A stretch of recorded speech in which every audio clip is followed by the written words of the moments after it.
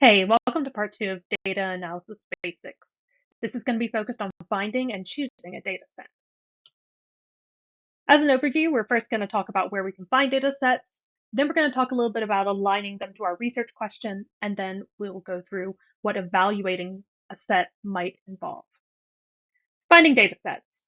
First, you probably want to ask yourself, who produces data? Who produces the data that I would want to look into?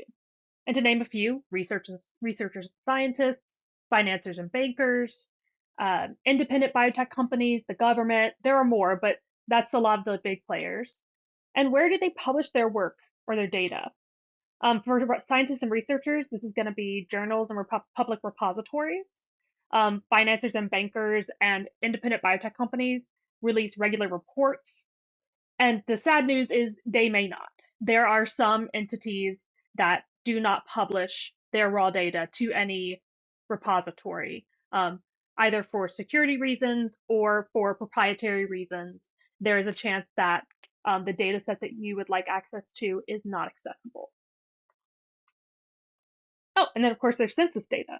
So for the government, we'll release census data and population data that can be used um, in research questions. Now for journals, let's talk about this.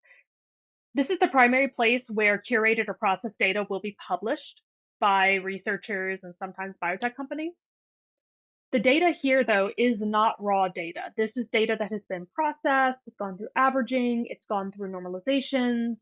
So this is not data that you can really take and pull into your own project to answer a research question.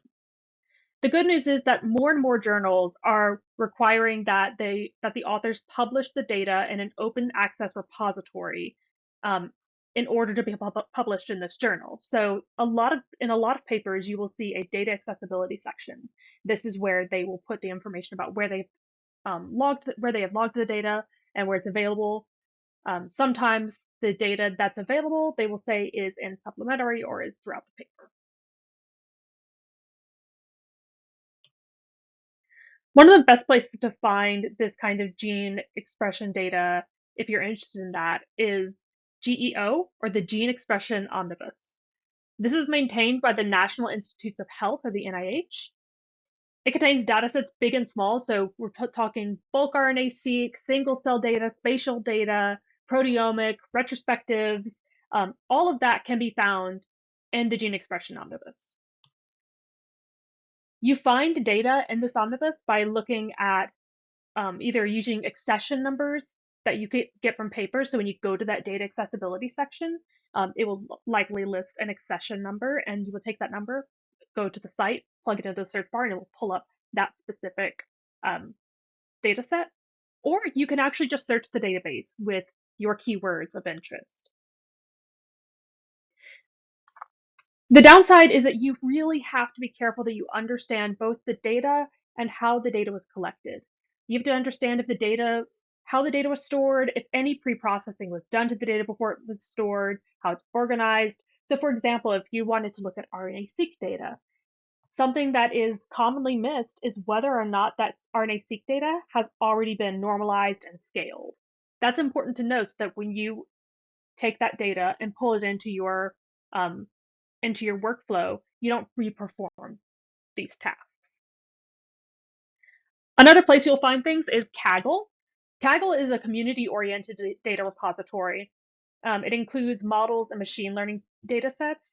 It also has discussion boards and educational materials. So whereas GEO is really just looking up these data sets that scientists and researchers have published, this actually has a lot of focus on a community, almost social media aspect of the field where people can post questions and discussion boards, and oftentimes you can access videos and blogs that are meant to walk you through certain aspects of data science.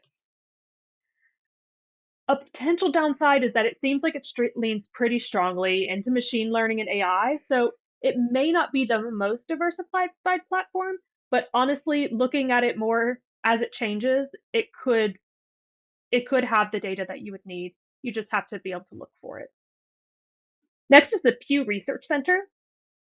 So the previous two were really focused on data science, quantitative data.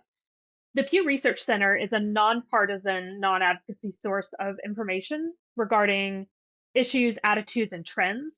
They conduct public opinion polling, demographic research, content analysis, and things like that. Um, it's a really social science-based repository of information. These are just a few of the things that they do publish and they make accessible. Um, and so this is going to be a very like humanities focused data set, but it is so much information that can be useful. The last one I'm going to go over is another government run repository. So the CDC, which is the Centers for Disease Control and Prevention, they publish data based on research conducted by their scientists on topics such as like health statistics, injury violence, disease surveillance, vaccination, smoking and tobacco use, pregnancy, disability, chronic illness, etc. So this is where you will be able to find information. For example, during COVID, they were posting the numbers for frequency of cases, and that kind of data will be available to you there if it's what will answer your research question. These are just a few sort of honorable mentions that I came across in researching and have come across in my own work. There's a very extensive list provided by Plus One here at this link, and I do recommend looking at it because you never know where you're going to find the data that answers your question.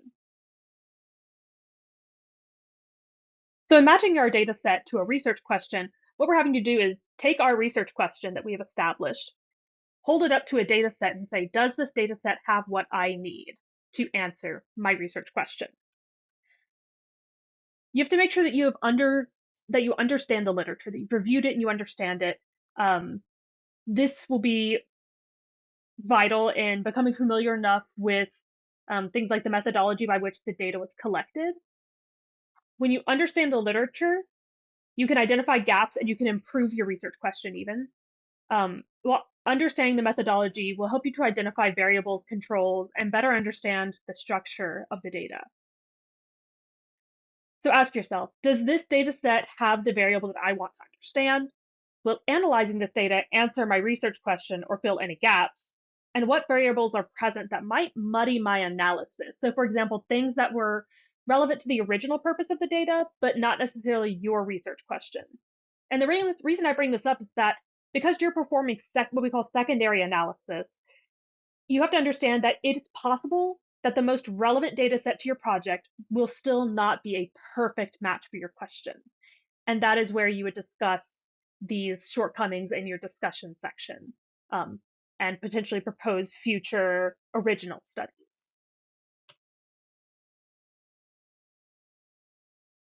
So establish matching research data sets with our research question. Let's establish relevance. At this stage, you should have a defined SMART research question.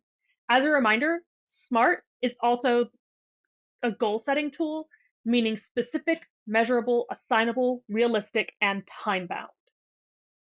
This will make your research question broad enough that you can find interesting literature and data on it, but refined enough that you know what you're looking for. A well-formed research question will ensure that you know both what data you need and what data you don't. There is more openly accessible data out there right now than there has ever been, and it's an increasing trend. It's only going to get better. The downside of this is that there is tons of data out there. Most of it will not help you and may actually just distract you and pull you down rabbit holes that you don't need to go down when trying to answer your research question. So now let's talk about evaluating that data. So you found your data set. Now you need to look at the quality of the data set. Again, if you're being given a raw data set, this is before pre-processing, this is before the data has been cleaned up. So you might have to do that. There are a lot of opinions and methods out there on assessing data quality, and it's kind of important for you to define for yourself what quality data is. But a baseline of quality data is likely error-free, which means no typos, format and structure makes sense, no duplicates. It's all in one place, so it's not spread over a bunch of storage units. It's not obsolete data. So if you are wanting to do a social study on a current situation, but your data set is from 1950, that data might not be the best to use for your question. And you also want to make sure that this data is accurate and reliable. And part of it being accurate and reliable comes from trusting the source. So, for example, if you are pulling data from GEO by an accession number, if you read the literature, it comes from a reputable journal, and the research makes sense, then that gives you a little bit of help in determining if this data is accurate and reliable. But there are other measures that we can take. All right, let's get into it. So first, you want to establish what you want from your data. Are you trying to understand virus contagiousness, disease recurrence, why certain populations experience certain challenges? You need to effectively identify data sets and use these data sets to the max. So without understanding what you want from the data, you won't be able to effectively identify data sets pertinent to your needs. And what data you do find may be underutilized, which means you're not getting as much power from the data as you could be. So let's talk about the steps for QC, sort of general steps for you to follow. There are 3 levels. So level 1 is when you confirm your data values. For example, if the age column of your data contains negative values, that's probably not right. Something's wrong there. Maybe there was something happened in the download. Maybe you could reach out to the authors and ask if there is some sort of issue with the way the data was transferred. Um, there also might be unnecessary null values that don't make sense. Here you're looking for things that in any situation don't make sense or seem unlikely. So here is you don't really need to know too much about the data. You're just using common sense to say whether or not something makes sense. At level 2, we're going to evaluate the data set as a whole. So this is going to involve what's called vertical and horizontal testing. So it's meant to look at aspects of a data set that are most likely to have noisy or unmatched data and duplicates.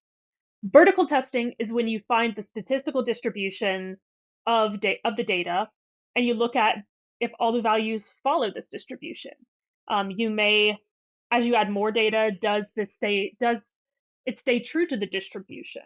Um, there's going to be a lot in vertical testing that requires you to know about things like finding outliers and what a distribution is and standard error, standard deviation. So if you need to kind of touch up on that, I would before you try to perform vertical testing.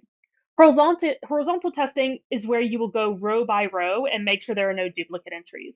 So for example, if I have patient data for breast cancer development, and I have patient ID numbers. And as I'm going down the list, I see patient 003 come up 4 or 5 times.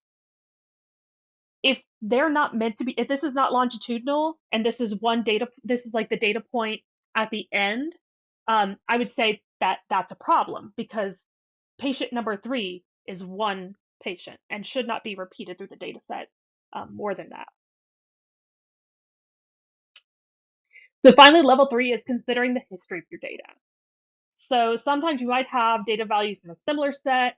So for example, let's say pounds of fruit produced at X farm by month. You can use that data to validate current data. So if you know that June and July are peak months of production, but your current data has it at the lowest point of production, maybe something's wrong there. Maybe this is looking at something significant, but maybe something's wrong here. So to recap, finding data sets, there are many potential sources for your data. Just make sure that you're being critical of the credibility of your source and make sure it matches your goals. In evaluating data quality, the takeaway is that it's important to ensure data quality before you get too deep in analysis because bad and poorly maintained data can really skew results and create bias and cause you to disseminate results that are not accurate. And finally, matching a data question to the research question. Understand your question before you go looking at other people's data. That way you can understand how their context can support or muddy your secondary analysis.